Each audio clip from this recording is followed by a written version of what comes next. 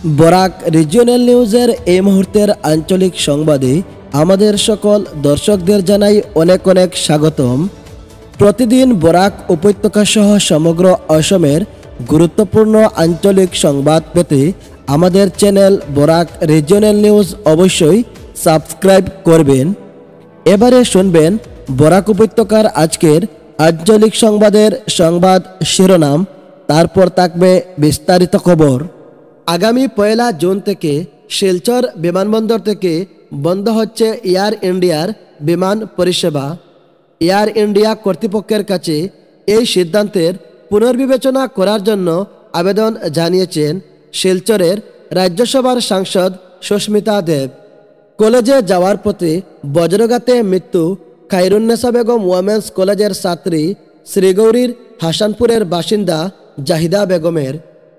অসমের মুখ্যমন্ত্রী ডক্টর হিমন্ত বিশ্ব শর্মার কড়া নির্দেশে অসমে এখনো পর্যন্ত 61 জন পাকিস্তান প্রেমী দেশদ্রোহীকে গ্রেপ্তার করেছে অসম পুলিশ।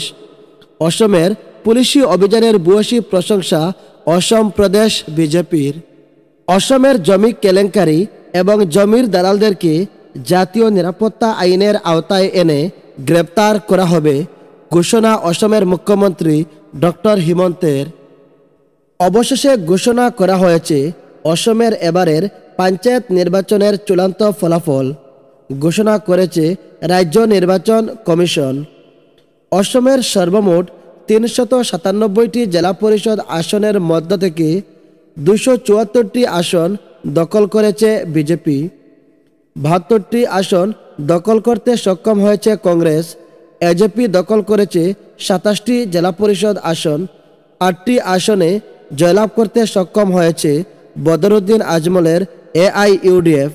অসমের 397টি জেলা পরিষদ আসনের মধ্য থেকে 3টিতে জয়লাভ করেছে অখিল গগৈর রাইজর দল এবং 13টি জেলা পরিষদ আসন দখল করেছেন নির্দল প্রার্থীরা। অন্যদিকে অসমের সর্বমোট 2192টি আঞ্চলিক পঞ্চায়েতের সদস্য পদের মধ্য থেকে বিজেপি একাই দখল করেছে 1261টি আঞ্চলিক পঞ্চায়েতের পদ। অন্যদিকে কংগ্রেস দখল করেছে 481টি আঞ্চলিক পঞ্চায়েত পদ।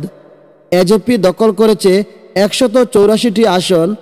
বদরুদ্দিন আজমলের AIUDF দখল করেছে 64টি আঞ্চলিক পঞ্চায়েত পদ। অখিল গগৈর রাইজর দল দখল করেছে 17টি আঞ্চলিক পঞ্চায়েত এবং অসম জাতীয় পরিষদ দখল করেছে 3টি আঞ্চলিক পঞ্চায়েত পদ এবং মমতা ব্যানার্জির তৃণমূল কংগ্রেস এবারের অসম পঞ্চায়েত নির্বাচনে 4টি আঞ্চলিক পঞ্চায়েত পদ দখল করতে সক্ষম হয়েছে। অসম জাতীয় পরিষদ দখল করেছে 3টি আঞ্চলিক পঞ্চায়েত পদ এবং আম আদমি পার্টি দখল করেছে 1টি আঞ্চলিক পঞ্চায়েত সদস্য পদ এবং অসমে এবারের পঞ্চায়েত নির্বাচনে 2193টি জেলা পরিষদ আসনের মধ্য থেকে নির্দল প্রার্থীরা জয়ী হয়েছেন 173টি আঞ্চলিক পঞ্চায়েত সদস্য পদে। এদিকে অসমের এবারের পঞ্চায়েত নির্বাচনে কাচালে একই পরিবার থেকে নির্বাচিত হলেন 2 জন গাঁও পঞ্চায়েত সদস্য। সংবর্ধনার জোয়ারে ভাসছেন জয়ী ভাই বোন। পাকিস্তানের বিরুদ্ধে ভারতের অপারেশন সিন্দুরের সাফল্য দেশের সেনা জওয়ানদের বীরত্বকে শ্রদ্ধা জানিয়ে লক্ষ্মীপুরে বিজয় তিরঙ্গা যাত্রা পা মেলালেন মন্ত্রী কৌশিক রায়।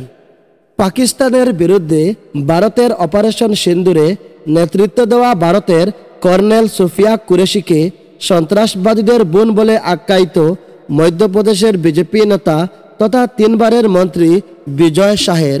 এই নিয়ে দেশজুড়ে শুরু হয়েছে চাঞ্চল্য। ভারতের মাটিতে আসল দেশদ্রোহী কারা?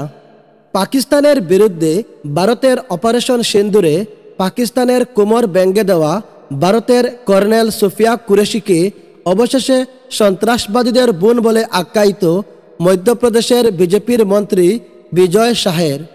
ভারতের অপারেশন সিন্দুরের পর ভারত বিরোধী এবং পাকিস্তানের সমর্থনে সামাজিক যোগাযোগ মাধ্যমে মন্তব্য করার অপরাধে অনেককেই গ্রেপ্তার করা হয়েছে।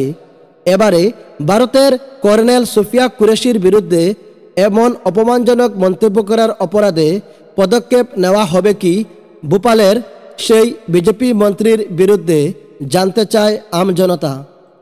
মধ্যপ্রদেশের বিজেপি মন্ত্রী এবং প্রবীণ বিজেপি নেতা বিজয় শাহ অপারেশন সিন্দুরের প্রেস ব্রিফিংয়ে জড়িত ভারতীয় সেনা কর্মকর্তা কর্নেল সুফিয়া কুরেশি সম্পর্কে বিতর্কিত মন্তব্য করে রাজনৈতিক ঝড় তুলেছেন। ভারতের সেনা কর্মকর্তা কর্নেল সুফিয়া কুরেশিকে সন্ত্রাসীদের মতো একই সম্প্রদায়ের বোন হিসেবে চিহ্নিত করার জন্য বিজয় শাহের মন্তব্য ভারতীয়দের কাছ থেকে তীব্র সমালোচনার জন্ম দিয়েছে। এদিন এক সমাবেশে মধ্যপ্রদেশের বিজেপি মন্ত্রী বিজয় শাহ মন্তব্য করেন, তারা অর্থাৎ সন্ত্রাসীরা আমাদের হিন্দু ভাইদের পোশাক খুলে হত্যা করেছে। প্রধানমন্ত্রী মোদিজি তাদের অর্থাৎ সন্ত্রাসীদের বোনকে তাদের বাড়িতে হামলা চালানোর জন্য সেনাবাহিনীর বিমানে পাঠিয়ে প্রতিক্রিয়া জানিয়েছেন। তারা অর্থাৎ সন্ত্রাসীরা আমাদের বোনদের বিধবা করেছে, তাই মোদিজি তাদের সম্প্রদায়ের বোন অর্থাৎ সুফিয়া কুরেশিকে তাদের পোশাক খুলে তাদের শিক্ষা দেওয়ার জন্য পাঠিয়েছেন। সংবাদ সংস্থা পিটিআই জানিয়েছে, এই মন্তব্য করেন মধ্যপ্রদেশের বিজেপি নেতা। এদিকে বিজেপি নেতার এমন মন্তব্যের সমালোচনায় বিরোধীরা তার মন্তব্যের তাৎক্ষণিকভাবে নোট করে এবং মধ্যপ্রদেশের বিজেপির মন্ত্রিসভা থেকে বিজয় শাহকে অবিলম্বে অপসারণের দাবি জানায়। কংগ্রেস সভাপতি মল্লিকার্জুন খাড়গে বলেছেন, কর্নেল সুফিয়া কুরেশির প্রসঙ্গে অপমানজনক মন্তব্য করা বিজয় শাহকে অবিলম্বে বরখাস্ত করা উচিত।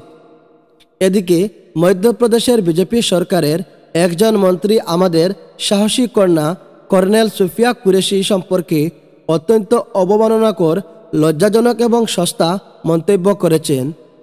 পেহেলগামের সন্ত্রাসীরা দেশকে বিভক্ত করতে চেয়েছিল, কিন্তু সন্ত্রাসীদের উপযুক্ত জবাব দেওয়ার জন্য পুরো অপারেশন সিন্দুরের সময় দেশ ঐক্যবদ্ধ ছিল। সামাজিক যোগাযোগ মাধ্যম টুইটারে এমন পোস্ট করেছেন কংগ্রেস সভাপতি মল্লিকার্জুন খাড়গে। এদিকে মধ্যপ্রদেশের কংগ্রেস সভাপতি জিতু পাটোয়ারিও সামাজিক যোগাযোগ মাধ্যম টুইটারে বিতর্কিত বক্তব্যের ভিডিওটি শেয়ার করেছেন এবং জিজ্ঞাসা করেছেন যে বিজেপি কি মন্ত্রীর নিজ চিন্তাভাবনার সাথে একমত। এদিকে মধ্যপ্রদেশ কংগ্রেস কমিটি অভিযোগ করেছে যে বিজয় শাহের অশালীন এবং ঘৃণাপূর্ণ বক্তব্য কেবল ব্যক্তিগত আক্রমণ নয়, বরং ভারতের সামরিক মর্যাদা, জাতীয় ঐক্য এবং নারী সম্মানের উপর একটি প্রকাশ্য আক্রমণ। এদিকে কর্নেল সুফিয়া কুরেশি একজন ভারতীয় সেনা কর্মকর্তা। তিনি 1999 সালে ভারতীয় সেনা কর্পস অফ সিগন্যালে যোগদান করেন এবং 2016 সালে বহুজাতিক সামরিক মহড়ার নেতৃত্ব দানকারী প্রথম মহিলা অফিসার হিসেবে খ্যাতি অর্জন করেন।